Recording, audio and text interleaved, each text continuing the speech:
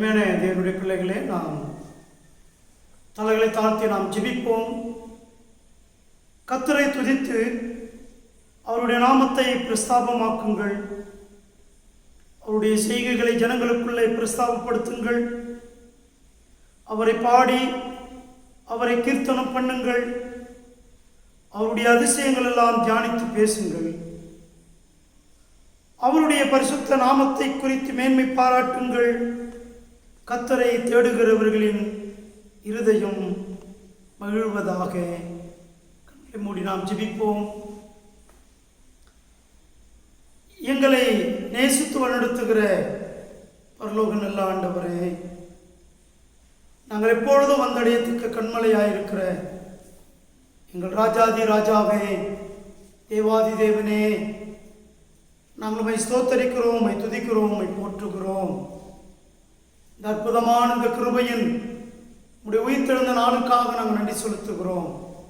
உம்முடைய பரிசுத்தமான உம்முடைய ஓய்வு நாளிலே நாங்கள் உம்மை ஆராதிக்கும்படி, உம்மை தொழுது கொள்ளும்படி நாங்கள் கடந்து வந்திருக்கிறோம். கர்த்தாவே, எங்கள் ஆண்டவருடைய கிருபையினாலும் இரக்கத்தினாலும் கடந்த நாட்களை நாங்கள் திரும்பி பார்க்கும்போது எவ்வளவு கிருபை உள்ளவராக, எங்களுடைய வாழ்விலே நீர் போதுமானவராக, வாக்கு மாறாதவராக எங்களை வழி நடத்தி வந்தீரே. உமக்கு ஸ்தோத்திரம் ஆண்டவரே.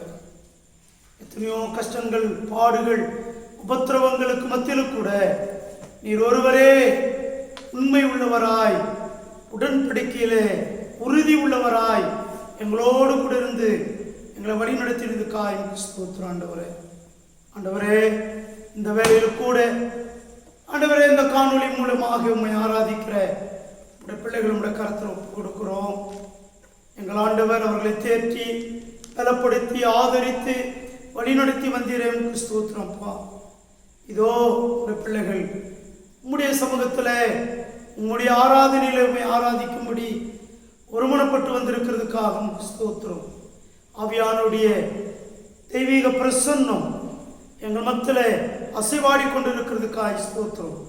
ஆண்டவரே, உம்முடைய மக்களை ஆசீர்வதியும். நாங்கள் விடுதலையோடு உம்மை ஆராதிக்க நீர் உதவி செய்யும்.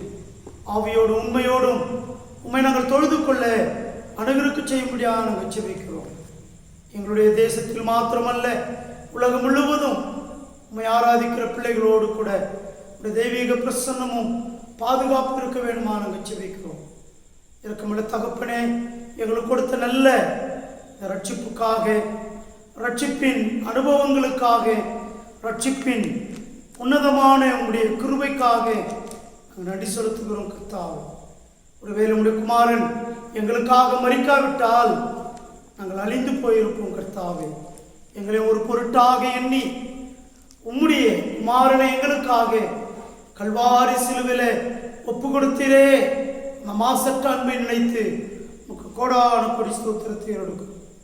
எங்களிடத்தில் குற்றம் குறைகள் இருக்குமானால் ஒரு விசையாய் மன்னியும். எங்களுக்காக சிந்தப்பட்ட உடைய குமாரனுடைய இரத்தத்தினாலே கழுவி சுத்திகரித்து எங்களை பரிசுத்தப்படுத்தி தொடர்ந்து எங்களை வழிநடத்த வேண்டும் என்று அருள்நாதர் இயேசு கிறிஸ்துவின் விலையேற பெற்ற நல்ல நாமத்தில் தாழ்மையோடு ஜெபத்தில் எடுக்கிறோம். எங்கள் ஜீவனுள்ள நல்ல பிதாவே, ஆமென். நாம் யாவரும் எழுந்து நின்று நம்முடைய பாடல் புத்தகத்தில் 375வது பாடல், ஜெயம் கொடுக்கும் தேவனுக்கு கோடி கோடி ஸ்தோத்திரம்.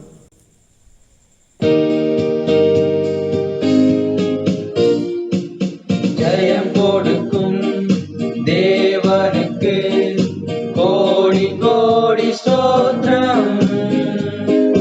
வாழ்வளிக்கும் இயேசு ராஜாவுக்கு வாழ்நாளெல்லாம் ஸ்தோத்திரம். ஜெயம் கொடுக்கும் தேவனுக்கு கோடி கோடி ஸ்தோத்திரம். வாழ்வளிக்கும் இயேசு ராஜாவுக்கு வாழ்நாளெல்லாம் ஸ்தோத்திரம். அல்லேலூயா அல்லேலூயா பாடுவேன், ஆனந்த துணியால் உயர்த்துவேன். அல்லேலூயா அல்லேலூயா பாடுவேன், ஆனந்த துணியால்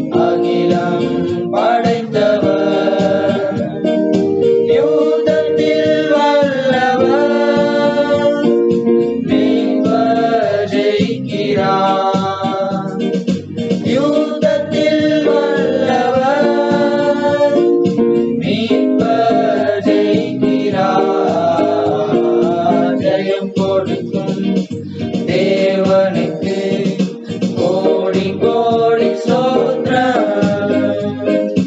வாழ்வளிக்கும் இயேசு ராஜாவுக்கு வாழ்நாளெல்லாம் ஸ்தோத்திரம். நம்பிக்கை தேவனே, நன்மைகள் அளிப்பவர்.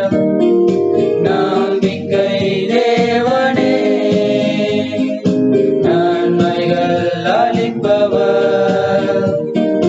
வார்த்தையை அனுப்பியே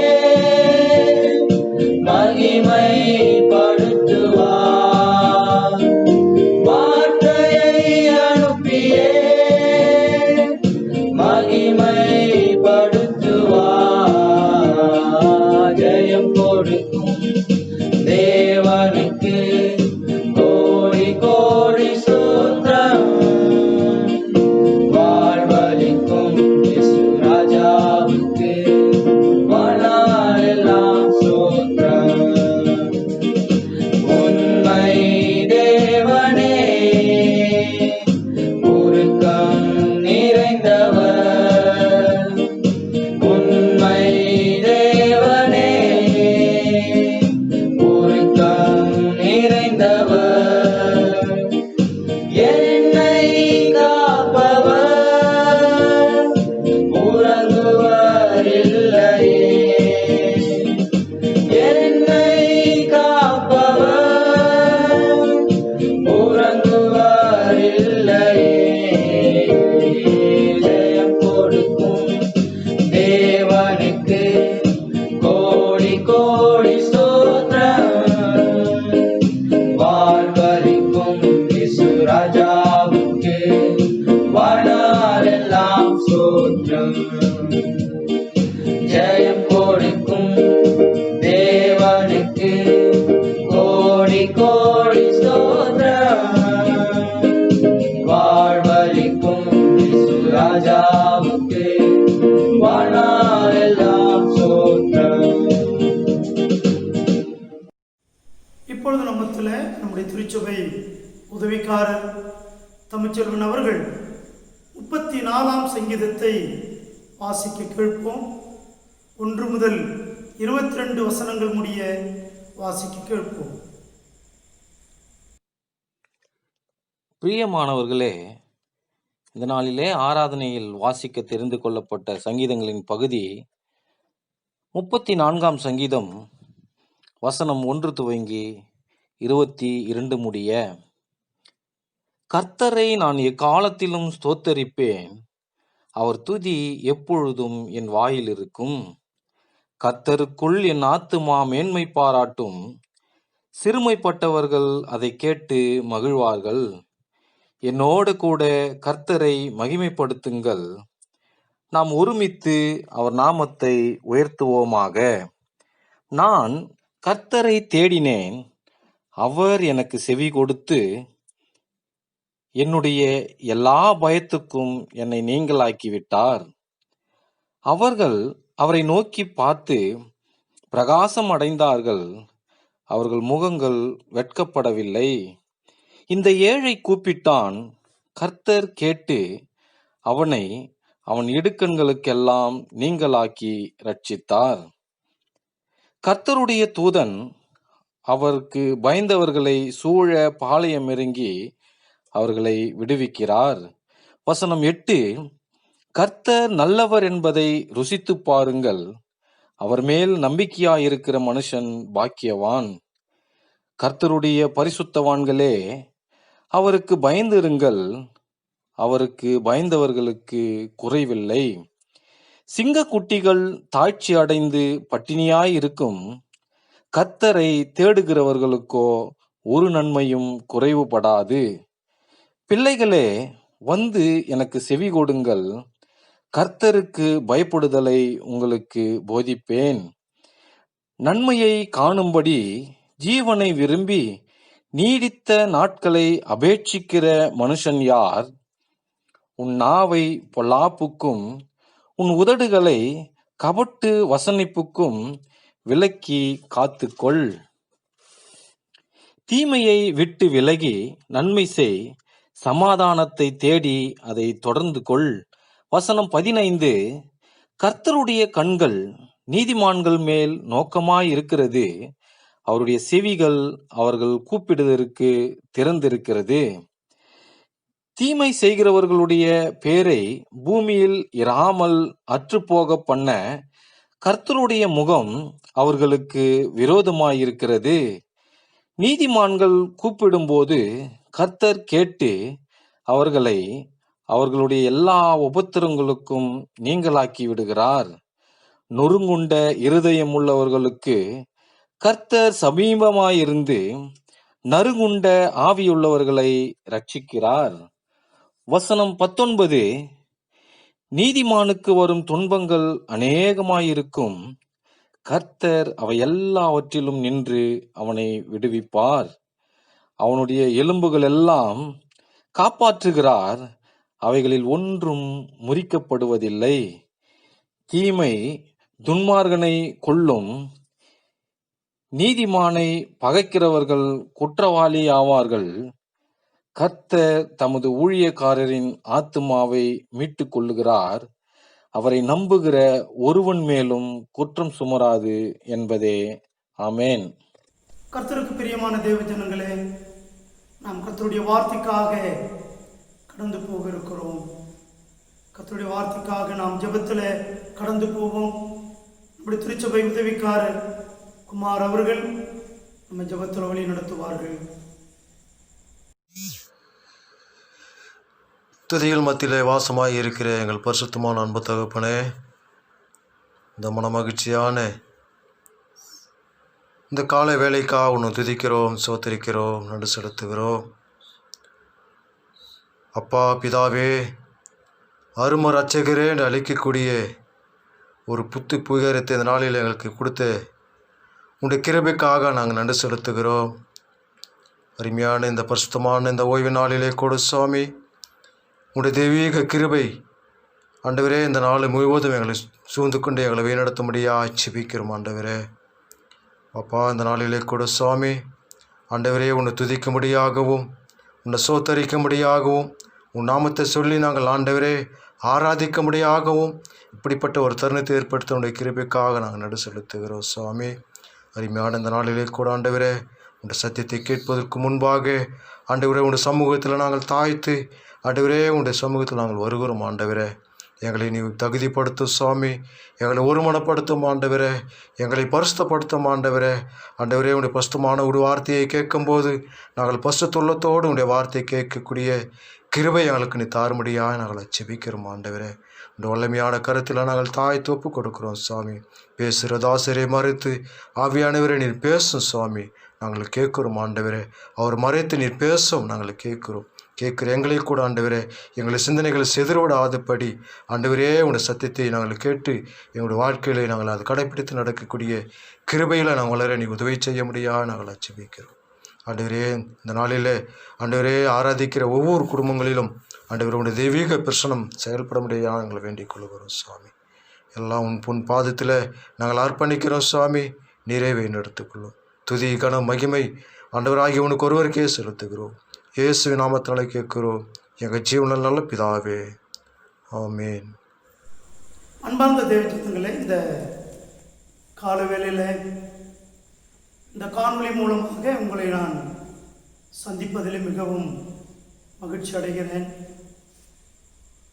கர்த்தர் கிருபையாக நம்மை வழிநடத்தி வந்திருக்கிறார். சுகத்தோடும் பலத்தோடும் தீர்க்க ஆயுசோடு நம்மை காத்து வழி நடத்தி வந்த தேவனுக்கு கோடான கோடி ஸ்தோத்திரத்தை நீங்கள் நானும் ஏறெடுக்க வேண்டும்.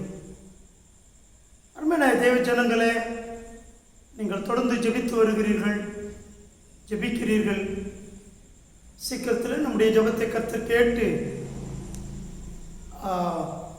ஒரு மிகப்பெரிய தடைகளை கர்த்தர் உடைத்து போடுவார் என்று நான் விசுவாசிக்கிறேன். ஒருவேளை வருகிற நாட்களில் கர்த்தருக்கு சித்தமானால் கூடி ஆலயத்தில் ஆராதிக்க தேவன் உதவி செய்வாரா? அருமையான தேவ ஜனங்களே, இன்றைக்கு கர்த்தருடைய வார்த்தைக்காக நாம் கடந்து போக இருக்கிறோம். கர்த்தருடைய வார்த்தையை நாம் தியானிப்பதற்கு முன்பாக ஒரு சிறிய முகவுரை உங்கள் மத்தியில் சொல்லி நான் கடந்து போக விரும்புகிறேன். கடந்த நாட்களிலே யோபு தனிமைப்படுத்தப்பட்ட நிலையில் யோபு எப்படிப்பட்ட பண்புகளை வெளிப்படுத்தினான் என்பதை நாம் பார்த்தோம். போன வாரத்தில் யோபு கடவுளுடைய சாட்சியை பெற்றவனாக, கடவுளால் அவன் சாட்சி உள்ள மகன் என்று பெயர் பெற்றவனாக தன்னுடைய வாழ்க்கையிலும் தன்னுடைய குடும்ப வாழ்விலும் சமுதாய வாழ்விலும் அவன் எப்படி தன்னுடைய பரிசுத்த வாழ்வை காத்து கொண்டான், தன்னுடைய குடும்பத்தை எப்படி பரிசுத்த வாழ்வுக்கு நேராக வழிநடத்தினான் என்பதை நாம் ஆழமாய் சிந்தித்தோம். இன்றைக்கு நாம் பார்க்க போகிற செய்தியினுடைய முகவுரை யோபின் தனிமையில் தேவன் மாத்திரமே இருந்தார் என்று வேதம் சொல்லுகிறது. நீங்க மறந்துவிடக்கூடாது, எந்த சூழ்நிலைகளினாலே நீங்களும் நானும் தனிமைப்படுத்தப்பட்டாலும் ஒரு மெய் விசுவாசி ஒரு காலம் அவன் தனித்து இருப்பதில்லை. அவனை அழைத்த, அவனை உண்டாக்கின அந்த விசுவாசியை ரட்சித்த கடவுள் பரிசுத்த ஆவியானவர் அவனோடு கூட இருக்கிறார் என்பதை நீங்களும் நானும் அறிந்திருக்கிறோம். அருமையான தேவ ஜனங்களே, கர்த்தருடைய நாமம் மகிமைப்படுவதாக. யோபு இவ்வளோ சாட்சி பெற்ற ஒரு குடும்பத்தை நடத்தின யோபு, கரிசனையோடு தன்னுடைய குடும்பத்துக்கு முக்கியத்துவம் கொடுத்த யோபு, கர்த்தருடைய பரிசுத்தத்தையும் கர்த்தருடைய நாமத்தையும் தன்னுடைய வாழ்க்கையில முதலிடமாக கொண்டிருந்த யோபு ஏன் சோதிக்கப்பட்டான்? அவனை சோதிப்பதற்கான அவசியம் என்ன? தேவனுடைய பிள்ளைகளே, யோபு நீங்கள் மறந்துவிடக்கூடாது, இந்த உலகத்தையும் அறிந்திருந்தான், இந்த உலகத்தில் உள்ள ஆவி உலகத்தையும் அவன் அறிந்திருந்தான்.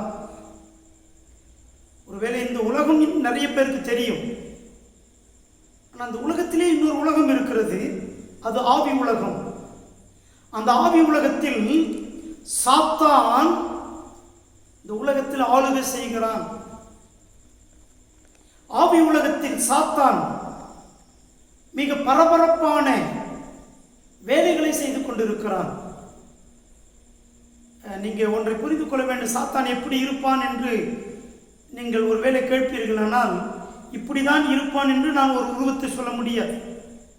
ஆனால் ஒன்றை சொல்ல முடியும் என்னால், சாத்தான் மிக சுறுசுறுப்பானவன், சாத்தான் மிக போராடுகிற குணம் உள்ளவன், சாத்தான் கடவுளை நேரடியாக எதிர்க்காமல் கடவுளுடைய பிள்ளைகள் மூலமாக எதிர்க்கிறவன். சாத்தான் மிக தந்திரமானவன். அவனை நீங்கள் அவ்வளோ தூரம் அற்பமாக எண்ணிவிடக் கூடாது. ஏற்கனவே நாம் படித்தோம். சரி, அருமையான தேவனுடைய பிள்ளைகள், ஒரு விசுவாசியை சாத்தான் எப்படி சோதிக்க முடியும்? அதை நாம் படிக்க போகிறோம். இந்த ஆவி உலகத்தில் சாத்தானுக்கு விசுவாசிகள் தான் எதிரி. சாத்தானுக்கு கடவுள் எதிரி கிடையாது. சாத்தான் கடவுளுக்கு எதிரியாக மாற முடியாது. ஆனால் கடவுளை அவன் எதிர்க்க விரும்புகிறான். அவருடைய ராஜ்யத்திலே அவன் கலகம் செய்கிறான். எதிர்க்கிறான் என்கிற அந்த வார்த்தையை நீங்கள் நான் எப்படி புரிந்து கொள்ள வேண்டும்? கலகம் செய்வது, கடவுளுடைய ராஜ்யத்தில் இருக்கிற அவருடைய பிள்ளைகளுடைய வாழ்வின் மூலமாக கடவுளுக்கு எதிராக கலகம் செய்வது, அவன் கடவுளை எதிர்க்க முடியாது. ஒரு மெய் விசுவாசியின் வாழ்க்கையின் மூலமாய் தேவனுடைய ராஜ்யத்தில் அவன் விசுவாசிகள் மூலமாய் கடவுளை எதிர்க்கிறவனாயும் அவருடைய ராஜ்யத்தில் கலகம் செய்கிறவனமாயிருக்கிறான். கடவுளாகிய தேவனுடைய ராஜ்யத்தில் இவன் கலகக்காரனாக இருக்கிறான், குழப்பத்தை உருவாக்குகிறவன். நீங்கள் அப்படிதான் சாத்தானை புரிந்து கொள்ள வேண்டும். அவன் குழப்பவான், விசுவாசிகளை குழப்பி விடுகிறவன், விசுவாச குடும்பங்களை குழப்பி குடும்பங்களை சீரழித்து குடும்பங்களை பிரித்து விடுகிறவன். சாத்தானுக்கு ஒரே ஒரு நோக்கமும் உறுதியும் விசுவாச குடும்பத்தை தாக்க வேண்டும், விசுவாச குடும்பத்தை சிதறடிக்க வேண்டும், விசுவாசிகளுடைய குடும்பத்தின் ஐக்கியத்தை கெடுக்க வேண்டும். யோபனுடைய குடும்பத்தை அப்படிதான் அவன் கெடுத்தான். எங்க சோதிக்கிறதுக்கு எத்தனையோ வழி இருக்கிறது, அதை அவன் கையாண்டு இருக்கலாமே. அவன் சோதிப்பதிலேயே அதிகமாய் கையாளுகிற முறை விசுவாசிகளுடைய குடும்பத்தை குழப்புவது, விசுவாசிகளுடைய குடும்பத்தை சின்னாபின்னமாக பிரித்தா ஆளுகை செய்வது, அந்த குடும்பத்தில் இருக்கிற அன்பு, குடும்பத்தில் இருக்கிற ஐக்கியம், குடும்பத்தில் இருக்கிற சந்தோஷத்தை கெடுப்பது அவனுக்கு பிரதான நோக்கம். நீங்கள் புரிந்து கொள்ள வேண்டும். சரி, சாத்தான் ஒரு விசுவாசியை நேரடியாக சோதிக்கவே முடியாது. ஏனென்றால் விசுவாசி என்பவன் சாதாரணமானவன் அல்ல. விசுவாசி என்பவன் மிக மிக உன்னதமான கிருபையை பெற்றவன். அவன் கடவுளுடைய சாயலை பெற்றவன். அவன் கடவுளால் மறுபடியும் ஜெனிப்பிக்கப்பட்டவன். அவன் கடவுளுடைய நித்திய வாழ்வை பெற்றவன். அவனுடைய கடவுளுடைய மாபெரும் சுதந்திரவாளி, அப்பா பிதாவே என்று அழைக்கக்கூடிய புத்திரி சுவிகாரத்தின் ஆவியை பெற்றவன். இவ்வளவு பெரிய சாக்கியத்தை பெற்ற ஒரு மெய் விசுவாசியை சாத்தான் அவ்வளவு சீக்கிரம் சோதித்து விட முடியுமா? ஒரு காலம் முடியாது. ஒரு மெய் விசுவாசியை அவ்வளவு தைரியமாக, அவ்வளவு சீக்கிரமாக ஒரு விசுவாசி குடும்பத்தில் அவன் சோதனையை கொண்டு வர முடியாது. ஏன்? ஒரு மெய் விசுவாசிக்காக தன்னுடைய குமாரனை கல்வாரி சிலுவையிலே தேவன் ஒப்பு கொடுத்திருக்கிறார். அந்த மெய் விசுவாசிக்காக கடவுள் தன்னுடைய ஜீவனை கொடுத்திருக்கிறார். அவர் பாடுபட்டு இருக்கிறார். அவ்வளோ சீக்கிரம் இப்படிப்பட்ட சாக்கியத்தை பெற்ற, இப்படிப்பட்ட மேன்மையை பெற்று இருக்கிற, இப்படிப்பட்ட ஒரு கிருபையை பெற்ற தேவனுடைய பிள்ளைகள் மேல் சாத்தான் அவ்வளவு சீக்கிரம் அவன் கை வைக்க முடியாது, தொட முடியாது. புரிந்து கொள்ள வேண்டும். விசுவாசிகள் இடத்துல அவ்வளவு சீக்கிரம் சாத்தான் தன்னுடைய வாளை ஆட்ட முடியாது. விசுவாசிகள் அவ்வளவு என்ன சொல்றது, கிருபை பெற்றவர்கள். அப்படியானால் எப்படி சோதிக்கிறான்? அவன் கடவுளுடைய அனுமதியின் பேரில், கடவுளுடைய அனுமதியின் பேரில், கர்த்தரின் உத்தரவின் அடிப்படையிலே விசுவாசிகளை சோதிக்கிறான். மறந்துவிடக்கூடாது. கடவுள் ஒவ்வொரு விசுவாசியும் தன்னுடைய கிருபையினாலும் இரக்கத்தினாலும் அவர் பாதுகாத்து வருகிறார். அவருடைய பாதுகாப்பை மீறி கர்த்தருடைய பிள்ளைகளுடைய குடும்பத்தில் அவன் நுழைய முடியாது. கடவுள் அனுமதிக்கிறார். சரி, ஏன் கடவுள் அனுமதிக்கிறார்? சில பேர் நீங்க நினைக்கலாம் இது திருவிளையாடல் என்று நினைக்கலாம். திருவிளையாடல் என்கிற அந்த சொல் அது கடவுளுக்கு பொருந்தாது. கடவுள் ஒரு உன்னதமான நோக்கத்திற்காக, அவருடைய பிள்ளைகளின் ஆவிக்குரிய வளர்ச்சிக்காக, அவருடைய மகிமைக்காக சில நேரங்களில் சாத்தானை சோதிக்கும்படி அனுமதிக்கிறார். அவர் அனுமதிப்பதற்கு பேர் சோதனை அல்ல, பரீட்சை. பரீட்சை. பரீட்சை பார்க்கிறார். அருமையான தேவனுடைய பிள்ளைகளே, கடவுள் அனுமதிக்கிற அந்த பரீட்சையை சாத்தான் சோதனையாக மாற்றி விடுகிறான். உங்களுக்கு புரியுதுங்களா? கொஞ்சம் புரிந்து கொள்வது கடினம். நான் ஒரு உதாரணத்துக்கு நான் சொல்ல வேண்டும் என்றால், ஒரு பள்ளியில் படிக்கிற பிள்ளைகள் தேர்வு எழுத போகிறார்கள். ஒருவேளை அவங்க படிக்காமல் போயிருக்கலாம். இப்போ பரீட்சை ரொம்ப முக்கியம். இதில் தான் இவன் படித்தானா படிக்கலையான்னு பரீட்சை தான் தீர்மானிக்கும். அப்போ இவன் படிக்காம போனது தான் சோதனை. அப்போ இவன் படிக்காம போய் பொறுப்பு இல்லாமல் போய் அதில் பாஸ் பண்ணணும்னு முயற்சி பண்ணுறான் பார்த்தீங்களா? அதற்கு அவன் படிக்காமையே பாஸ் ஆகணும்னு அவன் முயற்சி எடுக்கிறான் பாருங்க. அதுதான் சாத்தானுக்கு சோதனையாக மாறுகிறது. பரீட்சை சோதனையாக மாற்றப்படுகிறது. அவன் இந்த பரீட்சையிலிருந்து எப்படியாவது தப்பித்துக் கொள்ள வேண்டும், எப்படியாகிலும் பாஸ் ஆகணும்னு நினைக்கிறான் பாருங்க. அந்த எண்ணத்தை தான் அவன் சோதனை களமாக மாற்றுகிறான். ஒன்றை மறந்துவிடக்கூடாது. எந்த விசுவாசியா இருக்கட்டும், கடவுள் அனுமதிக்கிற சோதனைகளிலே, அதாவது பாடுகள், உபத்திரவங்களை கடவுள் அனுமதிப்பாரானால் அதிலிருந்து தப்பித்துக் கொள்வதற்கு தவறான வழியை நாம் தேடுவோமானால் அதுதான் சாத்தானுக்கு சோதிக்கக்கூடிய களமாக மாறுகிறது. சோதனையின் களமாக அது மாறுகிறது. நீங்கள் ஒன்றை புரிந்து கொள்ள வேண்டும். இந்த சாத்தானுக்கு ஒன்று தெரியும். இந்த மெய் விசுவாசிகள் கடவுள் மேல வைத்திருக்கிற அன்பு குறையும் போது, மெய் விசுவாசிகளுடைய வாழ்க்கையில் கடவுள் மேல வைத்திருக்கிற அன்பு குறையும் பொழுது தம்மை பற்றிய கவலை அவர்களுக்கு அதிகமாகும் என்று சாத்தானுக்கு தெரியும். நாம் கடவுளை நேசிப்பதிலே குறையும் போது நம்மை பற்றி அதிகமாய் கவலைப்பட ஆரம்பிப்போம். இப்படி நாம் கவலைப்படுகிறோம் தெரியுமா? அதுதான் அவனுக்கு சோதனை களமாக மாறுகிறது. நாம் கடவுளை அதிகமாக நேசிக்கிற வரைக்கும் அவன் நம்மை சோதிக்கவே முடியாது. ஆனால் நம்மை பற்றி அதிகமாய் கவலைப்பட ஆரம்பிக்கும் போது நம்முடைய கவலையை அவன் சோதனை களமாக மாற்றுகிறான். அவனுக்கு இன்னொன்று தெரியாது. நான் முடிக்க விரும்புகிறேன் முகவுரை. அவனுக்கு இன்னொன்று தெரியாது. இந்த யோபை அவன் வேதனைப்படுத்தினான். ஆனால் யோபனுடைய வேதனைக்கான விடுதலை அவனுக்கு அருகில் இருப்பதை அவன் அறியாமல் இருந்தான். யோபுக்கு அவன் கொடுத்த வேதனைக்கான விடுதலை மிக அருகில் இருக்கிறது என்பதை சாத்தானாலே அறிந்து கொள்ள முடியவில்லை.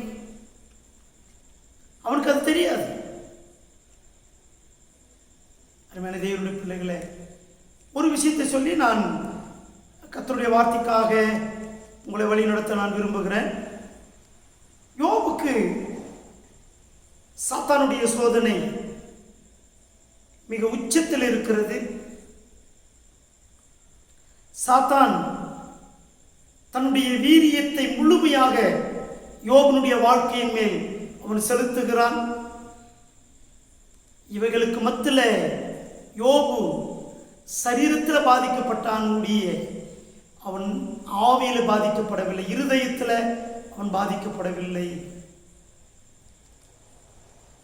ஏன் அவன் பாதிக்கப்படவில்லை என்றால் யோபுக்கு தெரியும், நான் ஒரு கடவுளுடைய விசுவாசி, அவரை விசுவாசிக்கிற ஒரு பக்தன், அவரிடத்திலிருந்து எனக்கு பெற்றுக்கொள்ளவும் இந்த விசுவாசம் உதவி செய்கிறது, இழப்பதற்கும் எனக்கு உதவி செய்கிறது என்று யோபுக்கு தெரியும். ஒரு மெய் விசுவாசிக்கு பெறவும் தெரியும், ஆசீர்வாதத்தை பெறவும் தெரியும், பெற்ற ஆசீர்வாதத்தை கடவுளுக்காக இழக்கவும் தெரியும். அவன்தான் மெய் விசுவாசி. இது யோபு அறிந்திருந்தான். ஆதலால் தான் இப்போ நம்ம பார்க்கலாங்களா, யோபு அவன் எப்படி சோதித்தான், அந்த சோதனைக்கு மத்தியில் யோபு எப்படி தன்னுடைய வாழ்க்கையை வெளிப்படுத்தினான். சரி, நான் ஒரு முகவூரில் ஒரு விஷயத்தை உங்களுக்கு சொல்ல நான் மறந்து போனேன். ஏன் சாத்தான் சோதிக்கிறான், ஏன் பரிசுத்த கடவுள் பரீட்சையை அனுமதிக்கிறார், சோதனை அனுமதிக்கிறார். ரெண்டு பேருக்குமே ரெண்டு நோக்கம் இருக்கிறது. என்ன நோக்கம் தெரியுமா? சாத்தானும் கடவுளும் ஒரு மனிதனுக்குள்ளே இருக்கிற இருதயத்தில் இருக்கிறது என்ன என்பதை வெளியே கொண்டு வர விரும்புகிறார்கள். இருதயத்தில் இருக்கிறதை வெளியே கொண்டு வர விரும்புகிறார்கள். அருமையான தேவனுடைய பிள்ளைகளே, சோதனையில தான் ஒரு மனிதன் யார் என்று புரிந்து கொள்ள முடியும். உபத்திரவத்தில் தான் ஒரு மனிதன் யார் என்று அடையாளம் காண முடியும். அப்போ கடவுள் ஏன் அதை அனுமதிக்கிறார்? அவருடைய பிள்ளைகளுடைய உள்ளத்தில் இருக்கிறதை வெளியே கொண்டு வர விரும்புகிறார். சாத்தானும் அதை தான் செய்ய விரும்புகிறான், அதை தான் செய்ய விரும்புகிறான். நாம் கர்த்தருடைய வார்த்தைக்காக கடந்து போவோம். அருமையான தேவனுடைய பிள்ளைகளே, நீங்கள் தனிமையில் தேவனோடு யோபு தனித்திருக்கவில்லை, அவன் தேவனோடு இருந்தான். சரி, இந்த யோபுவை சாத்தான் சோதிப்பதற்கு என்ன காரணம்? கடவுளே சொல்றார், இவனை சோதிப்பதற்கு எந்த காரணமும் இல்லை என்று சொல்லுகிறார். வாசிக்கலாங்களா? கடவுள் எங்க சொல்றார்? யோபு 2ஆம் அதிகாரம் 3வது வசனத்தில் சொல்லுகிறார், அப்பொழுது கர்த்தர் சாத்தானை நோக்கி நீ என் தாசனாகிய யோபின் மேல் கவனம் வைத்தாயோ? நீ என் தாசனாகிய யோபின் மேல் கவனம் வைத்தாயோ? உத்தமனும் சன்மார்க்கனும் தேவனுக்கு பயந்து பொல்லாப்புக்கு விலகுமான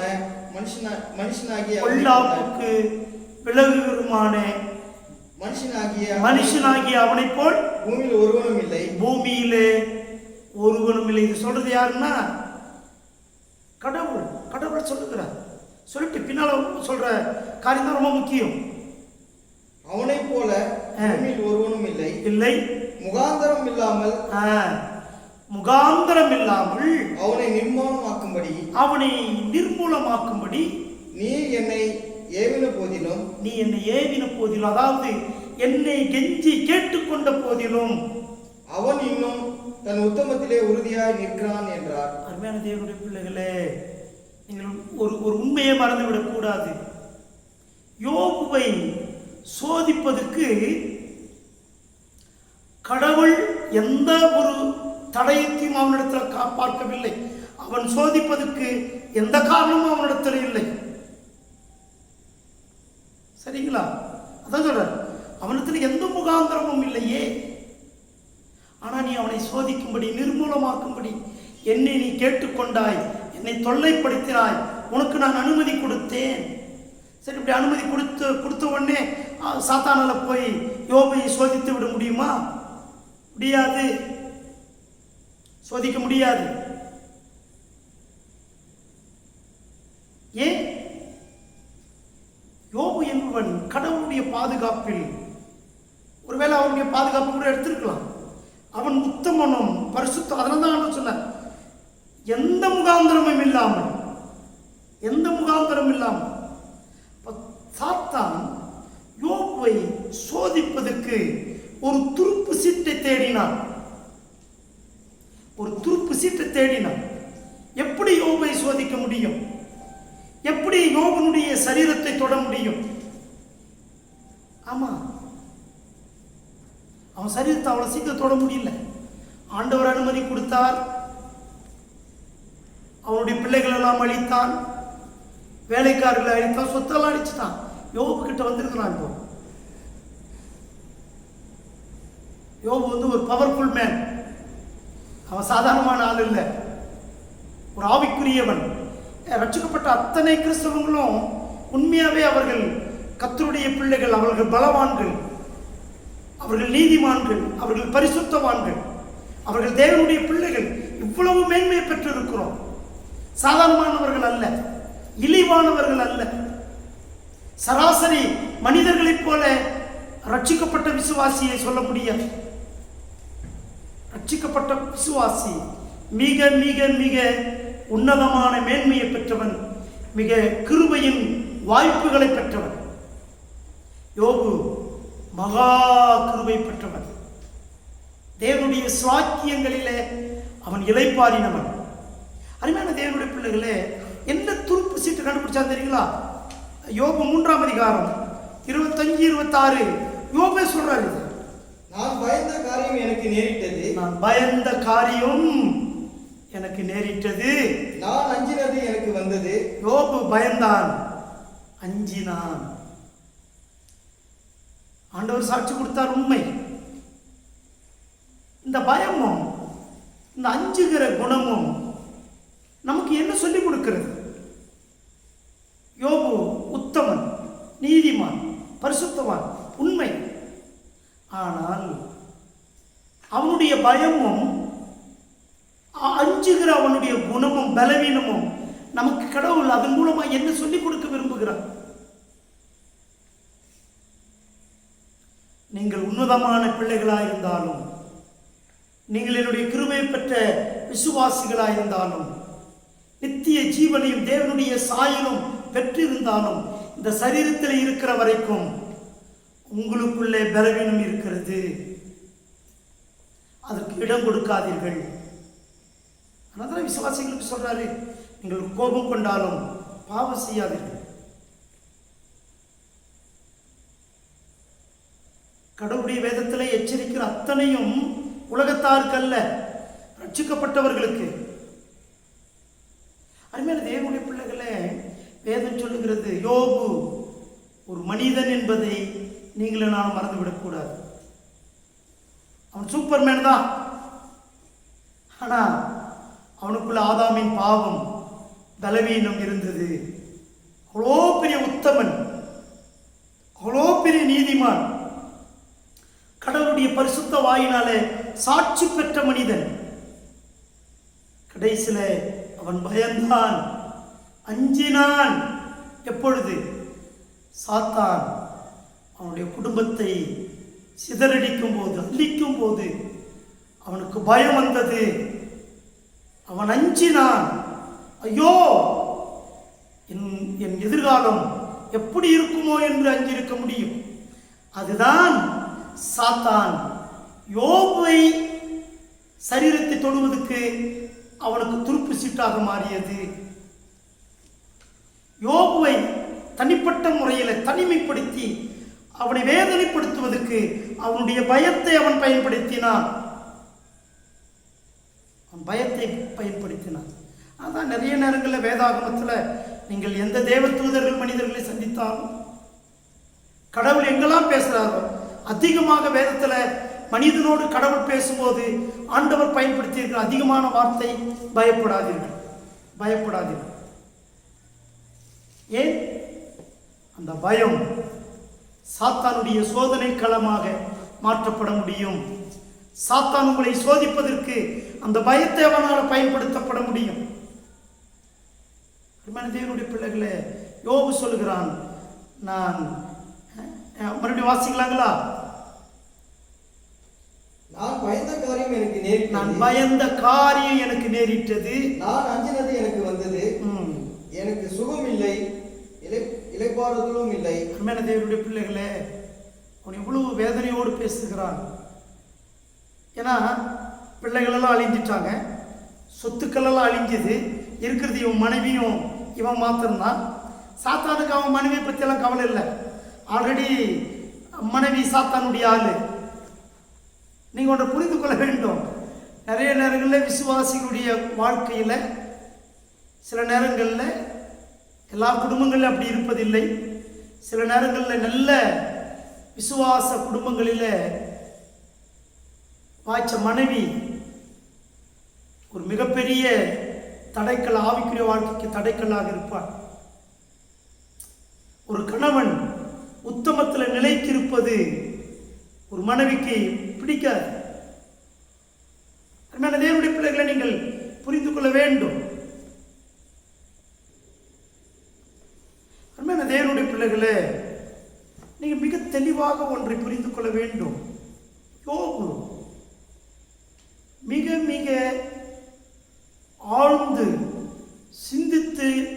முடிவெடுக்கிறவனாக இருக்கிறான். அப்படிப்பட்ட யோபனுடைய வாழ்க்கையில் அவனுக்குள் இருந்த அந்த பயத்தையும் அவனுக்குள் இருந்த அஞ்சுகிற எண்ணத்தையும் சாத்தான் சோதனை களமாக அவன் கையில் எடுத்துக்கொண்டான். யோபு அவன் சோதித்தான். என்ன நடந்தது? நீங்கள் யோபு 2ஆம் அதிகாரம் 7-8 வாசிப்போமானா, எப்பொழுது சாத்தான் மேல வசனத்தை படிச்சீங்கன்னா உங்களுக்கு புரியும். கடவுள் அவனுக்கு அனுமதி கொடுத்த பின்பு நேரடியாக தாமதமின்றி யோபுவை அவன் சந்திக்கிறான். சந்தித்து என்ன நடந்தது? 7-8. அப்பொழுது சாத்தான் கர்த்தருடைய சந்ததியை விட்டு புறப்பட்டு யோபின் உள்ளங்கால் தொடங்கி அவன் உச்சந்தலை மட்டும் கொடிய பொருட்களால் அவனை வாதித்தான். தேவனுடைய பிள்ளைகளே, நிறைய நேரங்களில் கர்த்தருடைய பரிசுத்தவான்களுடைய வாழ்க்கையில் நிறைய கஷ்டமான ஒரு சூழ்நிலை. பரிசுத்தவான்களுடைய வாழ்க்கையில காரணமே இல்லாமல் வேதனைகள், காரணமில்லாத காயங்கள், ரொம்ப சஞ்சலமான ஒரு சூழ்நிலை. ஏன்னா கடவுளை தான் சொல்ற, முகாந்திரம் இல்லாமல் யோபுக்கு இப்படிப்பட்ட வேதனைகள். அவன் உள்ளங்காலத்து உச்சந்தர வரைக்கும் கொடிய வேதனை. அவன் சரீரத்தில் எவ்வளவு வேதனையை கொடுக்க முடியுமோ அவ்வளவு வேதனையை சாத்தான் அவனுக்கு கொடுத்தான். சரி, இது இப்படிப்பட்ட சூழ்நிலை அவன் என்ன செய்தான்? 7-8 வசனம். அவன் ஒரு ஓட்டை எடுத்து தன்னை சுரண்டி கொண்டு சாம்பலில் உட்கார்ந்தான். தேவனுடைய பிள்ளைகளே, யோபனுடைய பாடுகள், உபத்திரவங்கள் அவனை தனிமைப்படுத்தினது மாத்திரம் அல்ல, அவனை கொடிய வேதனைக்குள்ளுக்குள்ளே கடந்து போனான். ஒரு தனிமை என்பது ஒரு வேதனைங்க. தனிமை என்பதே ஒரு வேதனை. அந்த தனிமையிலே வேதனையை அனுபவிப்பது என்பது அதை விட வேதனை. தனிமையிலே வேதனையிலே வேதனை. அவன் சரீரம் முழுவதும் வேதனைக்கு உட்படுத்தப்பட்டது, பாடுகளுக்கு உட்படுத்தப்பட்டது. அவன் ஒரு ஓட்டை எடுத்து தன் சரீரத்தை சொரிந்து கொண்டு சாம்பலிலே உட்கார்ந்தான். இப்படி உட்கார்ந்து அவன் தனிமைப்படுத்தப்பட்ட சூழ்நிலை தான். இப்போ யோபு 2ஆம் அதிகாரம் 10வது வசனத்தை வாசிங்க. அதற்கு அவன், நீ பைத்தியக்காரி பேசல. 9-10 வாசிக்கலாம். அப்பொழுது அவனுடைய மனைவி எப்பொழுது அவனுடைய சரீரம் ஆரோக்கியமாய் இருக்கிற வரைக்கும் மனைவி பேசவில்லை. இந்த நிலைமை தாங்க நிறைய குடும்பத்திலையும் இருக்கும். நல்ல ஆரோக்கியமாய் இருக்கிற வரைக்கும் அந்த குடும்பத்தில் எந்த மனுஷனா இருக்கட்டும், அது ஆணா இருக்கட்டும் பெண்ணா இருக்கட்டும், அது தனி மரியாதை. இவன் சரீரத்தின் சுகங்களை இழந்த போது, அவனுடைய மேனியின் அழகை அவன் இழந்த போது, அவனுடைய சரீரமாகிய மனைவி பேசுகிறார். இதை இப்ப பேசுறது குடும்பத்துக்கு வெளியில் இருக்கிற நபர் அல்ல, குடும்பத்துக்கு உள்ள இருக்கிற நபரும் கிடையாது. குடும்பத்துக்குள்ள இருந்தவங்களாம் போயிட்டாங்க, பிள்ளைகள். இவள் குடும்பத்தில் உள்ள இருக்கிறவள் அல்ல, சரீரம். யோபுடைய சரீரம் பேசுகிறது, ஒரே சரீரம் பேசுகிறது. என்ன பேசுகிறார்? அப்பொழுது அவனுடைய மனைவி அவனை பார்த்து நீர் இன்னும் உம்முடைய உத்தமத்தில் உறுதியாய் நிற்கிறீரோ, தேவனை தூஷித்து ஜீவனை விடும் என்றார். அருமையான தேவனுடைய பிள்ளைகளை நீங்கள் மறந்துவிடக் கூடாது. என் பிள்ளைகள் இருதயத்தில் தேவனை தூஷிப்பார்களோ என்று சொல்லி பயந்து பலி செலுத்தின அப்போ பெரிய பரிசுத்தவானை பார்த்து அவருடைய மனைவி சொல்லுகிறார், நீ தேவனை தூஷித்துட்டு என்ன விட்டுடு, ஜீவனை விட்டு விடு. அப்படின்னா என்ன அர்த்தம்? இருக்கிறது அந்த உயிர் மட்டும்தான் உனக்கு. பிள்ளைங்க போயிட்டாங்க, சொத்து போச்சு, வேலைக்காரங்க போயிட்டாங்க, எல்லாம் அழிஞ்சிடுச்சு. உன் சரீரம் மட்டும்தான் இருந்துச்சு. இப்போ அந்த சரீரமும் இனிமேல் தேவையில்லை எனக்கு. எனக்கு உன் சரீரம் இல்லாதப்போ உன் உயிர் இருந்து எனக்கு என்ன பிரயோஜனம்? உங்களுக்கு புரியுதுங்களா? அருமையான தேவனுடைய பிள்ளைகளே, ரொம்ப விளக்கமாக உங்களுக்கு சொல்ல வேண்டிய அவசியம் இல்லை. நீங்கள் ரொம்ப நுட்பமாக புரிந்து கொள்வீர்கள். அவனுடைய பார்வை யோபு சுகமாயிருக்கிற வரைக்கும் அவள் இருந்தாள், பேசவில்லை. அவள் உள்ளங்காலந்து உச்சந்தவர்களுக்கு வியாதி வந்து விட்டது.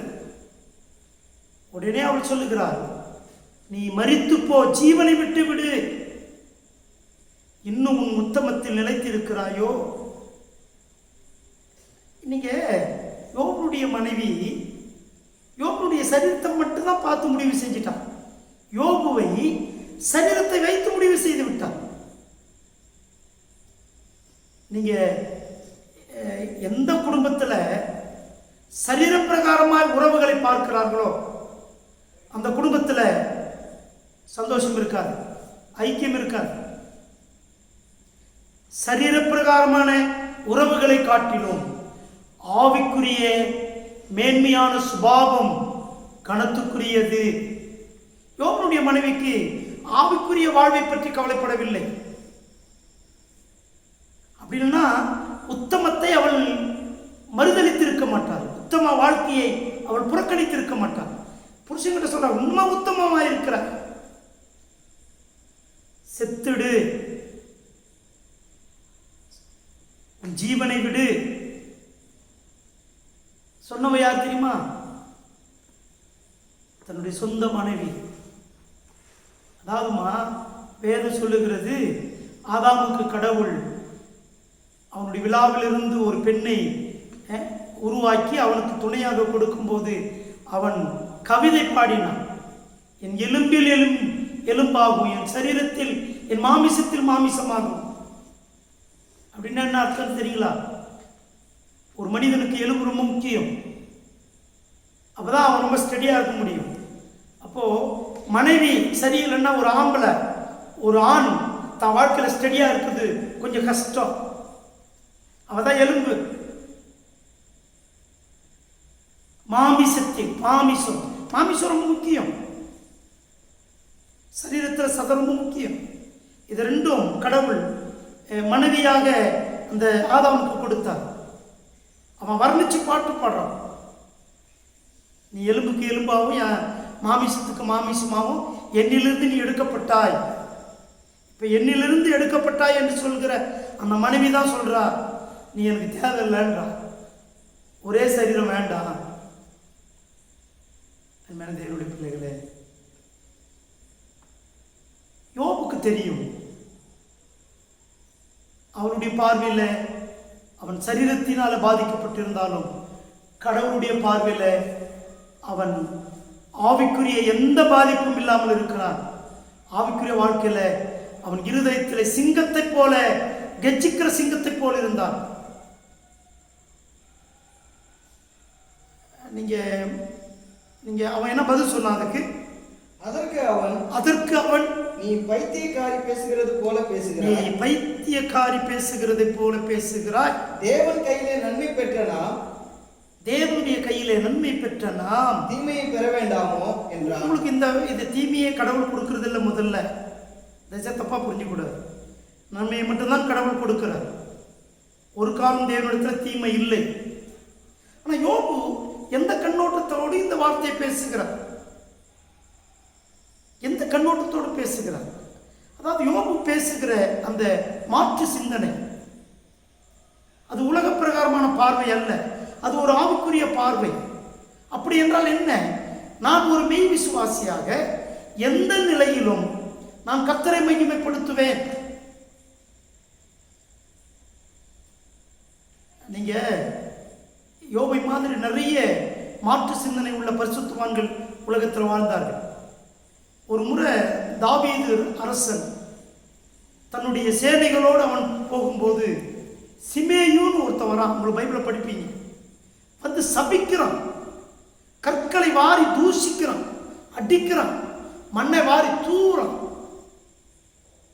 அவன் சபிக்கிறான், நீ பேய்க்கு பிறந்தவன், பேலியாளின் பிள்ளையை, சவுலுடைய குடும்பத்தை நீ அழிச்சிட்டான்னு சபிக்கிறான் அந்த சிமேயி. ராணுவ வீரர் கேட்குறாங்க, என்ன ராஜா, அவன் ஒரு நீர் விடுகிற நாய் மாதிரி, நீங்க சொல்லுங்க நான் கொன்னுடுறேன். தாவீது என்ன தம்ம சொன்னான், கடவுள் என்னை திட்டும்படி அவனை இன்றைக்கு அனுப்பி இருக்கிறார், அவனுக்கு அனுமதி கொடுத்திருக்கிறார், உனக்கு எனக்கு என்னப்பா இருக்குது, அவன் திட்டட்டும். இப்படி பார்க்க உங்களால முடியுமா? அவமானத்திலே தேவனுடைய மகிமை பார்க்கிற மாற்று சிந்தனை, அவமானத்திலே பாடுகளிலே கடவுளுடைய மகிமையை பார்க்கிற பரிசுத்தவான்கள், உபத்திரவத்திலே கடவுளுடைய உன்னதமான ஆசீர்வாதத்தை பார்க்கிற பார்வை, பலவிதமான இழப்புகளுக்கு மத்தியில் கடவுள் வைத்திருக்கிற அழியாத ஆசீர்வாதங்களை பார்க்கிற பார்வை யோபுக்கு இருந்தது, யோபுடைய மனைவிக்கு இல்லை. சொல்றா, ஏன் தேவனிடத்துல நம்ம சந்தோஷத்தை அனுபவிக்கிற நாம் ஏன் துக்கத்தை நாம் அனுபவிக்க கூடாது? அதனால தான் நான் முதலே சொன்னேன், விசுவாசம் என்பது பெற்றுக்கொள்வதற்காக மாத்திரமல்ல, இழப்பதுக்கும். அப்படின்னா யோபு இந்த பாடுகளையும் உபத்திரவத்தையும் சந்திப்பதற்கு முன்பாகவே அதை தாங்கிக் கொள்ள கிருபையை கடவுள் யோபுக்கு கொடுத்து விட்டார். இதுதான் பெரிய கிருபை. ஒரு மெய் விசுவாசிமா பிரச்சனையை சந்திக்கிறதுக்கு முன்னால அந்த பிரச்சனையை தாங்கக்கூடிய கிருபையை கடவுள் கொடுக்கிறார். கடவுளுடைய கிருபையை கொடுக்காமல் பிரச்சனையை அவர் அனுமதிப்பதில்லை. யோபுக்கு கடவுள் ஒரு தெய்வீக கிருபையை கொடுத்து விட்டுதான் இப்படிப்பட்ட சோதனையை அவனுக்கு அனுமதித்திருக்கிறார். சொல்றான், பைத்தியக்காரி, பைத்தியக்காரி. அருமையான தேவனுடைய பிள்ளைகளே, ஒரு மனிதனுக்கு நான் அடிக்கடி சொல்லியிருக்கேன், உங்களுக்கு 4 சாட்சி முக்கியம். 1 மனசாட்சி, 2வது மனைவி சாட்சி, 3வது பிறன் சாட்சி, 4வது தான் தெய்வ சாட்சி. இந்த 4 சாட்சி யோபுக்கு இருந்துச்சுங்க. இவனுடைய மனைவி சொல்றா, என்ன சொல்றா, இன்னும் நீ எதில் நிலைத்திருக்கிறாய், உத்தமத்தில் நிலைத்திருக்கிறாயே, அதுவே ஒரு சாட்சி. அவன் நல்லவன் கிடையாது. ஆனா அவள் தன்னுடைய கணவனுடைய சாட்சியை அறிக்கை செய்கிறார், நீ இன்னும் உத்தமத்தில் இருக்கிறாய். இப்ப மனைவிக்கு தெரியும் இவன் உத்தமத்தில் நிலைத்திருக்கிறவன். 2வது ஆண்டவர் தன்னுடைய வாயினாலே சொன்னார், யோபு உத்தமனும் சன்மார்க்கனும் பொல்லாப்புக்கு பயப்படுகிறவன், பொல்லாப்புக்கு பயப்படுகிறவன். அப்படின்னா என்ன? பொல்லாப்புக்கு பயப்படுகிறவன் என்ன? அதுக்கு இன்னொரு வார்த்தை சொல்ல வேண்டும் என்றால், தீமையை விட்டு கடவுளுக்கு கீழ்ப்படிவது, சாத்தானுடைய சிந்தனையை அகற்றிவிட்டு, துன்மார்க்கமான ஆலோசனை புறக்கணித்து விட்டு கடவுளுடைய ஆலோசனைக்கு கீழ்ப்படிவது. கீழ்ப்படிவது, இந்த கீழ்ப்படிவதை நீங்க எப்படி புரிஞ்சு வச்சிருக்கீங்கன்னு தெரியல. கீழ்ப்படிவது என்றால் என்ன? என் விருப்பத்தை செய்யாம இன்னொருத்தர் சொல்றாங்க பாருங்க, அவங்களுடைய விருப்பத்தை செய்வதுதான் கீழ்ப்படிதல். யோபு கடவுளுடைய விருப்பத்தை அவர் சொல்லுவதை செய்கிற ஒரு உத்தமனாக இருந்தான். தேவனுடைய பிள்ளைகளே, அவனுடைய மனைவி சாட்சி கொடுத்தால் யோபு 16:19 ரொம்ப அழகா சொல்றார். யோபே சொல்றார், ஆண்டவர் அவனை பற்றி சாட்சி கொடுக்கிறார், யோபுவும் தன்னுடைய சாட்சியை பற்றி கடவுள் எப்படி கொடுப்பார் என்று சொல்றார். 16 யோபு 16:19 சீக்கிரம். இப்பொழுதும் இதோ என் சாட்சி பரலோகத்தில் இருக்கிறது, என் சாட்சி பரலோகத்தில் இருக்கிறது, எனக்கு சாட்சி பகிர்கிறவர் உன்னதங்களில் இருக்கிறார், எனக்கு சாட்சி கொடுக்கிறவர் உன்னதங்களில் இருக்கிறார். கடவுள் தான் எனக்கு சாட்சி கொடுக்கிறவர்.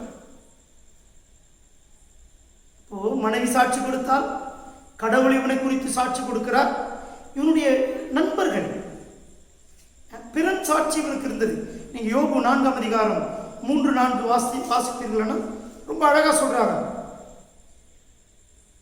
இதோ நீர் அநேகருக்கு புத்தி சொல்லி யோபுவே, நீ அநேகருக்கு புத்தி சொல்லி இளைத்த கைகளை திடப்படுத்தினீர்.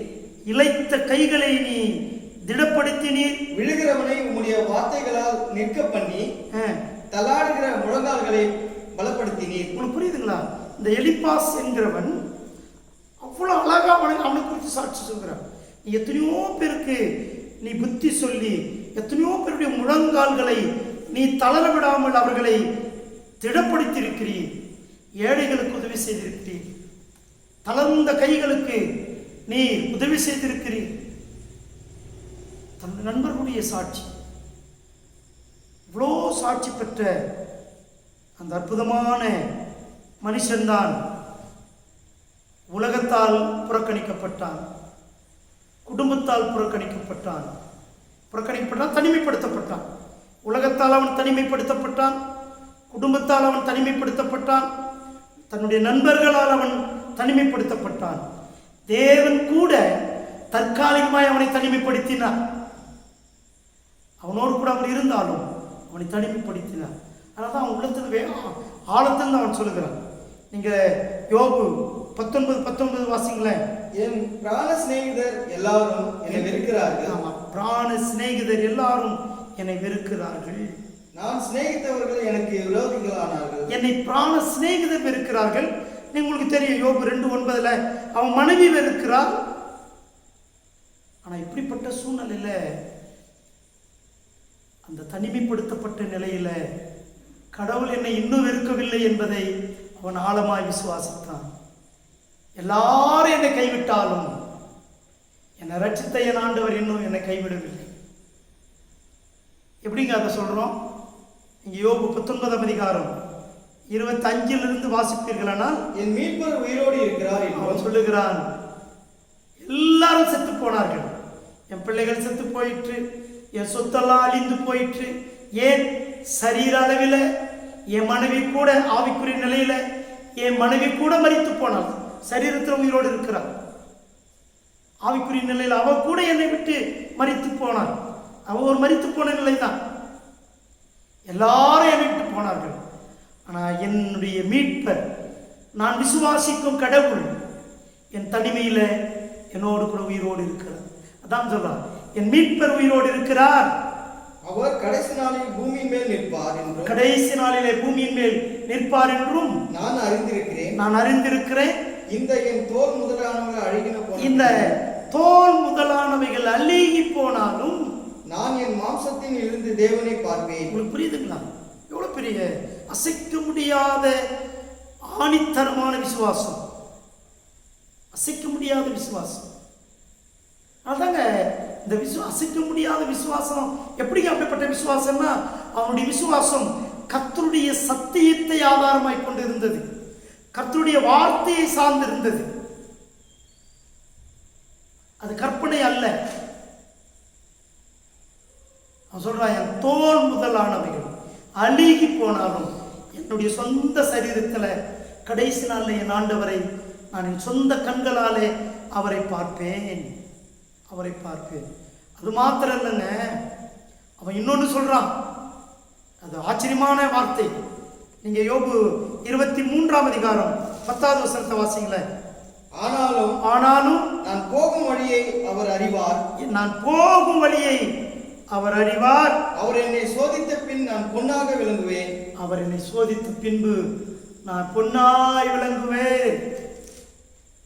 அருமையான தேவனுடைய பிள்ளைகளே, இந்த செய்தியை கேட்டுக்கொண்டிருக்கிற அருமையான சகோதரனே, சகோதரியே, கர்த்தருடைய ஊழியக்காரர்களே, ஒருவேளை அநேக இழப்புகளுக்கு மாத்திரம் நாம் இருக்கலாம். தாங்க முடியாத துக்கத்துக்கு மாத்திரம் நாம் இருக்கலாம். ஒருவேளை எல்லாரும் வெறுக்கக்கூடிய நிலையில நாம் இருக்கலாம். ஆனால் நீங்கள் ஒன்றை மறந்து விடாதீர்கள், தாயின் கருவிலே உருவாகும் முன்னே உங்களை தெரிந்து கொண்ட கர்த்தர் எல்லா சூழ்நிலைகளிலும் உங்களோடு கூட என்னோடு கூட இருக்கிறார். அதாங்க சங்கீதக்காரர் சொன்னார், நான் மரண இருளின் பள்ளத்தாக்கிலே நடந்தாலும் பொல்லாப்புக்கு பயப்படேன். தேவரீ என்னோடு கூட இருக்கிறீர், என்னோடு கூட இருக்கிறீர்.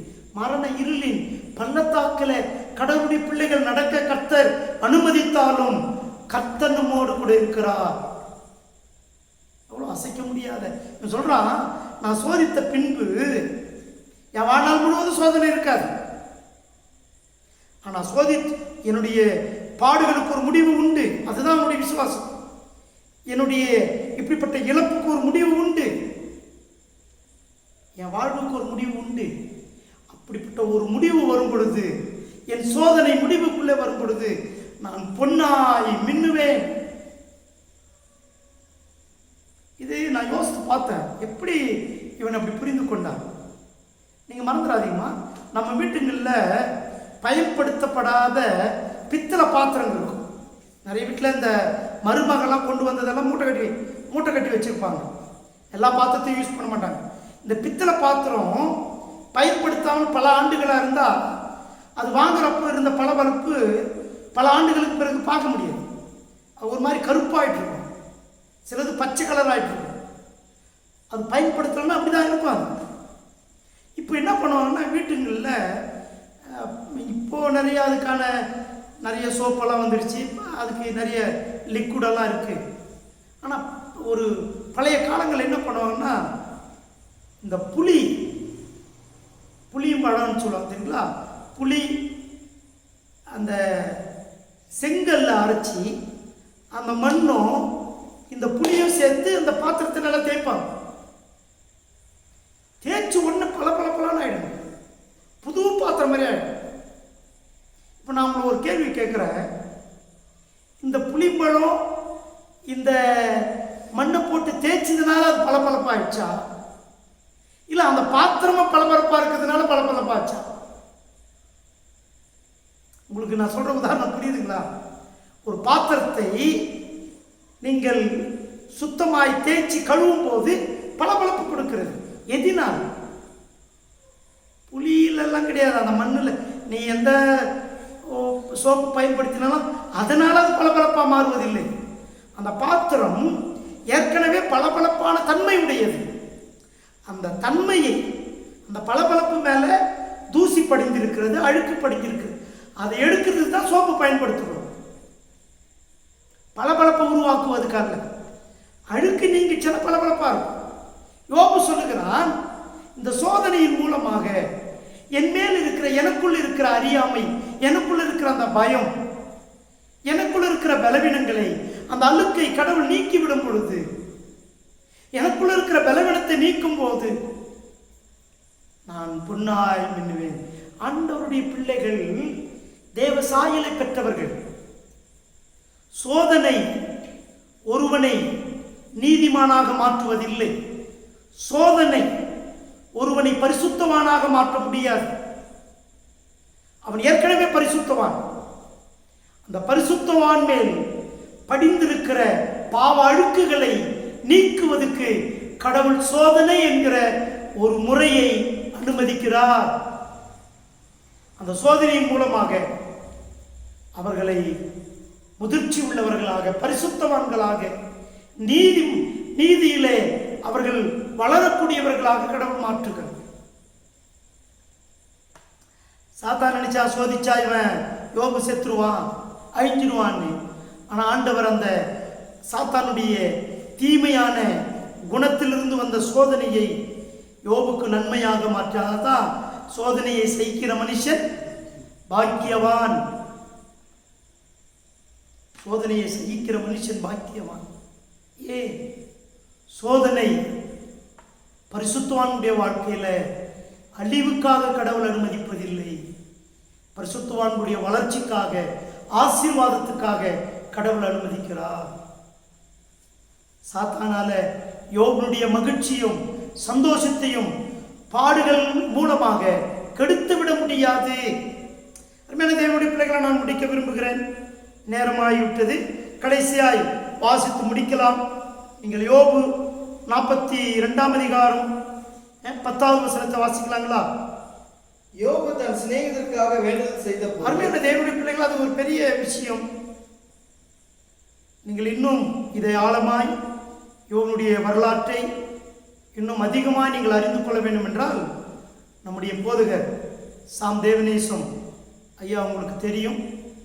அவருடைய பிரசங்கங்கள் ரொம்ப எல்லா இடங்களிலும் கிடைக்கக்கூடிய நிலையில் வெளிப்படுத்தி இருக்கிறார்கள்.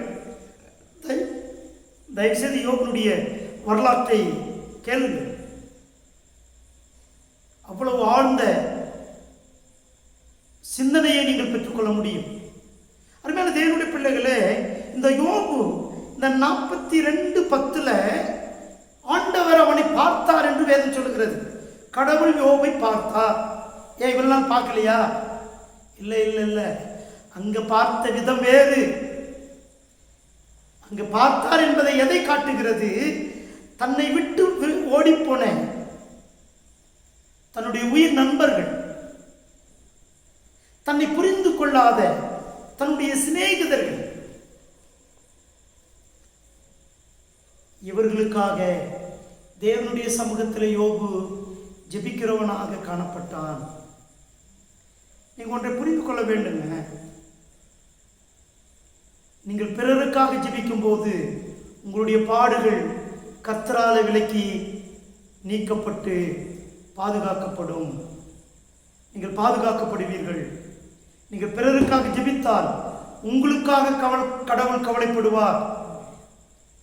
நீங்கள் பிறருக்காக வேதனைப்படும் பொழுது உங்களுக்காக கடவுள் வேதனைப்படுவார். பிறருடைய தேவையை குறித்து நீங்கள் கவலைப்படும் பொழுது உங்களுடைய தேவைகளை குறித்து கடவுள் கவலைப்படுவார். யோபு இவ்வளவு தனிமைப்படுத்தப்பட்ட நிலையில, வேதனைகள் நிரம்பின ஒரு சூழ்நிலையில, துக்கம் நிறைந்த ஒரு சூழ்நிலையில தன்னுடைய நண்பர்களுக்காக கர்த்தருடைய சமூகத்தில் பரிந்து பேசுகிற ஒரு அற்புதமான மனிதனாக அவன் இருந்தான். விசுவாசம் எப்பவுமே தன்னை பற்றி கவலைப்படாதுங்க. நீங்க எப்படி இருக்கிறீங்க எனக்கு தெரியலங்க. மெய் விசுவாசி தன்னை பற்றி கவலைப்பட மாட்டான், பிறரை பற்றியே கவலைப்படுவான். அதுக்கு பேர் தான் விசுவாச ஆன்மீகம். நமக்கு நேரம் இல்லை, சரிங்களா?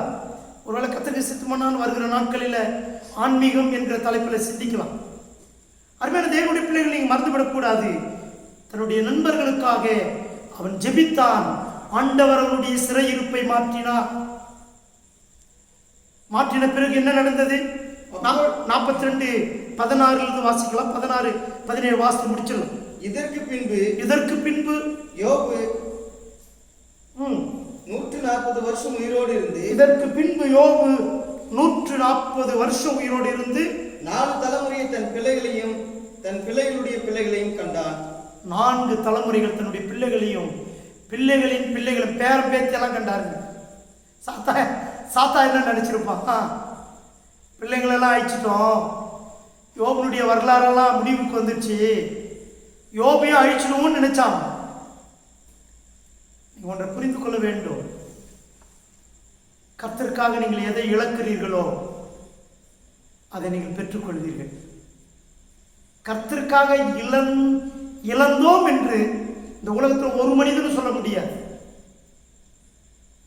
கடவுளுக்காக யாரும் எதையும் இழக்கவில்லை. அவன் ஒருவேளை ஒரு மனுஷன் கடவுளுக்காக எதையாவது இழந்திருப்பான், அதை மறுபடியும் திருப்பி கொடுத்திருப்பார். அவன் இழந்ததும் அது கடவுளுடையது தான், அவனுடையது ஒண்ணுமே கிடையாது. நீ என்ன கொண்டு வந்து நீ இழக்கிறதுக்கு? யோபா தான் சொன்னான், நான் தாயின் வயிற்றிலே நிர்வாணமாய் வந்தேன். நிர்வாணி என்ன கொண்டு வந்தான் அவன் இழக்கிறதுக்கு? எல்லாம் கர்த்தருடையது. அப்படி கர்த்தருடையதை உனக்கு கொடுக்கும் பொழுது அது உன்னுடையதாக மாறுகிறது. உன்னுடைய ஆஸ்திகள், உன்னுடைய செல்வங்கள், உன்னுடைய பணம், உன்னுடைய பொருள் கடவுளுக்காக நீ கொடுக்கும் போது அதை இரட்டத்தனையாக கடவுள் கொடுக்கிறார். எத்தனை இரட்டத்தனையா? பைபிள் உண்மைங்க, ஒரு காலம் மாறாது. நான் ஒரு உண்மையை கொஞ்சம் நேரம் ஆனாலும் பரவாயில்லைங்களா, ஒரு உண்மையை உங்களுக்கு சொல்ல வேண்டும். நீங்கள் கடவுளை அதிகமாய் நேசிப்பீர்களானால் நீங்கள் கடவுளுக்காக இழக்க வேண்டும். எதை வேணாலும் இழக்க வேண்டும். அந்த இழப்பு என்பது நஷ்டம் அல்ல. இல்லாவிட்டால் நீ இழக்கிறது, நிறைய பேர் இதை தப்பா நினைச்சிருக்கிறாங்க. கடவுளுக்கு கொடுப்பது வட்டி போட்டு கடவுள் திருப்பி கொடுப்பாரு, அது சாத்தானுடைய தந்திரம். நீ இழப்பது இழப்பும் அல்ல, நீ இழப்பது உனக்கு அதிக லாபத்துக்காகவும் அல்ல. மறந்துவிடக்கூடாது. நீ இழப்பது உன் ஆவியின் கனியின் அடையாளம்.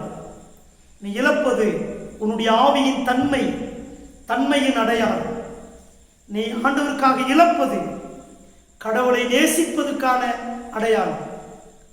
நான் நம்முடைய திருச்சபை மக்களுக்கு தெரியும், என்னுடைய வாழ்வில் நான் ஒரு தீர்மானத்தை எடுத்தேன் ஒரு சில வருடங்களுக்கு முன்பாக. இன்னைக்கு வரைக்கும் நான் அதை கடைபிடிக்கிறேன். என்ன தீர்மானம்? ஆண்டவரே, இந்த உலகத்தில் உண்மையை நான் அதிகமாக நேசிக்கிறேன். அப்படிதான் அந்த முதல்ல அந்த தீர்மானத்தை எடுத்தேன். நான் ரொம்ப நேசிக்கிறேன் ஆண்டவரை, நான் ரொம்ப நேசிக்கிறேன் ஆண்டவரை. அப்போ ஆண்டவர் என்னோட கூட பேசினார். நீ ரொம்ப நேசிப்பாயானால் ஜார்ஜ் பாண்டியன், இனிமேல் உன் பர்ஸில் எது அதிகமாக இருக்கிறதோ அதுதான் எனக்கு நீ காணிக்கையாக கொடுக்க வேண்டும். 2000 ரூபா இருந்தால் கூட அதை தான் நீ போடணும்.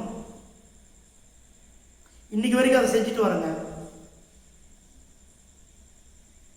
சில நேரங்களில் சாத்தான் என்னை வஞ்சித்தது உண்டு.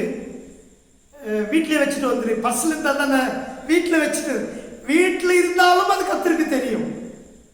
ஆண்டவர் என்னோட உறுதியாக பேசுவார், நீ எங்கு வச்சிருந்தாலும் அதில் அதிகமான பணம் உன்னிடத்தில் இருக்குமானால் மிக மதிப்புக்குரியது, எனக்குரியது. இன்னைக்கு வரைக்கும் நான் செய்து கொண்டிருக்கிறேன். உங்கள் பாக்கெட்டில் ஒருவேளை 500 ரூபா, 2000 ரூபா, 100 ரூபா இருக்குமானால் உங்களால் 2000 ரூபாயை காணிக்கு போட முடியுமா? அது எவ்வளோ பெரிய தேவை இருக்கட்டுங்க, எவ்வளோ பெரிய பிரச்சனைக்கு மத்தியில் இருக்கட்டும், அது உன்னுடைய பணமாக இருக்குமானால் அதில் அதிகமான பணத்தை உன் ஆண்டவருக்கு நீ கொடுப்பாயான, நீ ஆண்டவரை அதிகமாய் நேசிப்பதுக்கான ஒரு அடையாளம். அவ்வளோதான். தேவனுடைய பிள்ளைகளே, இந்த யோபு ஆண்டவரை அதிகமாக நேசித்ததுக்கு அடையாளம்.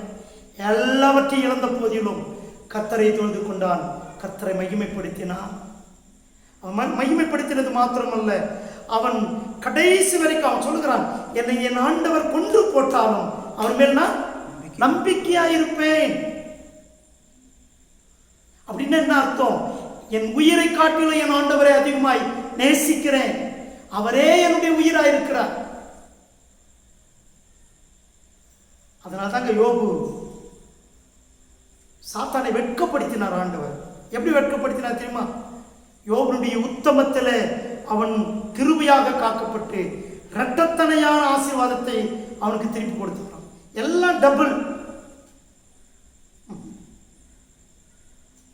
எல்லாம் இரட்டத்தனையான ஆசீர்வாதம். நல்ல வேலை, இது படிக்கும்போது நான் யோசித்தேன், இந்த யோபு மனைவி சாகாது கூட நல்லதுதான். ஏன்னா அவன் செத்துட்டு இருந்தான்னு வச்சுங்களேன், ஒருவேளை ரெட்டத்தனையாக எல்லாத்தையும் கொடுத்தாரு, பிள்ளைங்களை கொடுத்தாரு, சொத்தெல்லாம் கொடுத்தாரு, பொண்டாட்டியும் எத்தனை தான் கொடுத்துருக்கணும், 2 கொடுத்துருக்கணும்.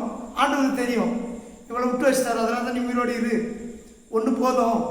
இந்த 1 அவனால் யோபால சமாளிக்க முடியல.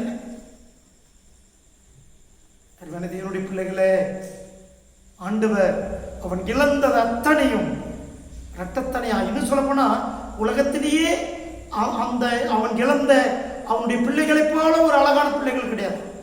ரொம்ப அழகான பிள்ளைகளை மறுபடியும் கொடுத்துட்டார். மறுபடியும் ரொம்ப அழகான பிள்ளைகளை கொடுத்தார். முன்னிலைமை காட்டிலும் பின்னிலைமை அவனுக்கு அதிக ஆசீர்வாதங்களை கற்றுக் கொடுத்தார். உபத்திரவங்கள், பாடுகள் உங்களுக்கு முன்னிலைமை காட்டிலும் அதிக ஆசீர்வாதமாக இருக்கும். நீங்கள் தனிமையில் பாடுகளை, உபத்திரவங்களை நீங்கள் படிவீர்களானால் கவலைப்படாதீர்கள். உங்களோடு கூட இருக்கிற கர்த்தர் உங்களை ஆசீர்வதிப்பார். நீங்கள் ஆண்டவருக்காக எதையும் இழப்பதில்லை, எதையும் இழப்பதில்லை.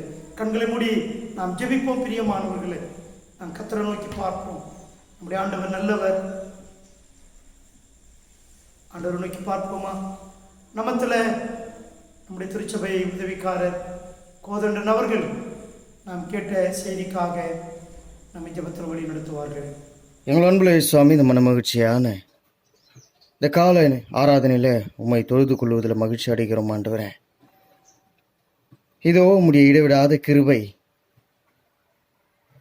உம்முடைய சித்தம் எங்களை முழுவதுமாக ஆண்டு வழிநடத்தி வருகிற உம்முடைய கிருபைக்காக நன்றி செலுத்துகிறோம் ஆண்டவரே.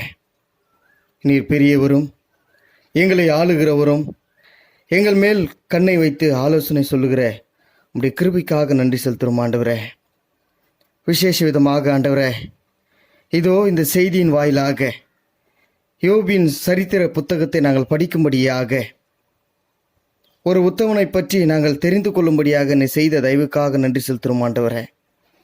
உண்மையாகவே செல்வ சீமானாக இருந்த யோபு தன்னிடத்தில் இருந்த ஆஸ்தி யாவையும் இழந்த பிறகும் ஆண்டவரே, உம்முடைய அன்பை விட்டு பிரியாமல் அவனுக்கு உண்டான எல்லாவற்றையும் ஆண்டவரே பிரித்தாலும் ஆண்டவரே, பிரியாத உம்முடைய நேசக்கரம் அவனோடு இருந்து ஆண்டவரே அவன் விசுவாசத்தில் நிலைத்திருந்தது போல இந்த காணொளி மூலமாக கேட்கிற உம்முடைய விசுவாசிக மக்களுடைய மனநிலையும் அப்படியாக மாற உதவி செய்தல் முடியாக குடிச்சு வைக்கிறோம் ஆண்டவரே.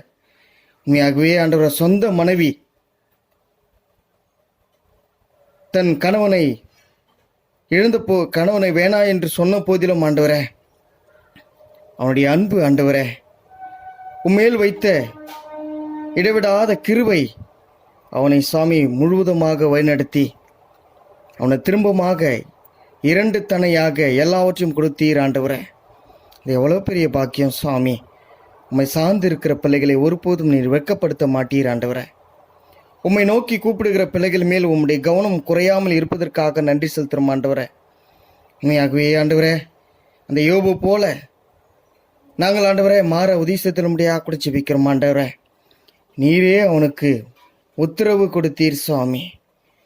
அவனை போல பூமியில் உத்தமன் இல்லை ஆண்டவரே, சன்மார்க்கன் இல்லை சுவாமி, தேவனை விட்டு விலகுகிற குணம் இல்லை என்பதை நாங்கள் வேதாகமத்தில் நாங்கள் படித்தோம் சுவாமி. இதோ நாங்கள் ஒருபோதும் நாங்கள் கவனக்குறைவாக இராதபடிக்கு சுவாமி, நிர்பந்தமான இந்த காலகட்டத்தில் உண்மையை சார்ந்திருக்க உதவி செய்தல் முடியாக கூட ஜெபிக்கிறோம் சுவாமி. எங்கள் அருமை ரட்சகர் மீட்புறமா இருக்கிற இயேசு கிறிஸ்துவின் இனிய நாமத்துக்கு நல்ல பிதாவே, ஆமென். என் ஆத்துமாவே கர்த்தரை ஸ்தோத்திரி, என் முழு உள்ளமே அவருடைய பரிசுத்த நாமத்தை ஸ்தோத்திரி. என் ஆத்துமாவே கர்த்தரை ஸ்தோத்திரி, கர்த்தர் செய்த சகல உபகாரங்களையும் மறவாதே.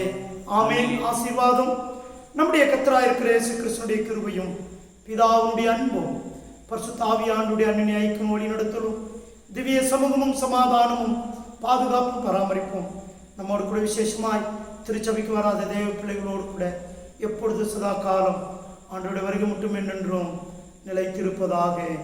ஆமேன். ஆமேன். Praise the Lord.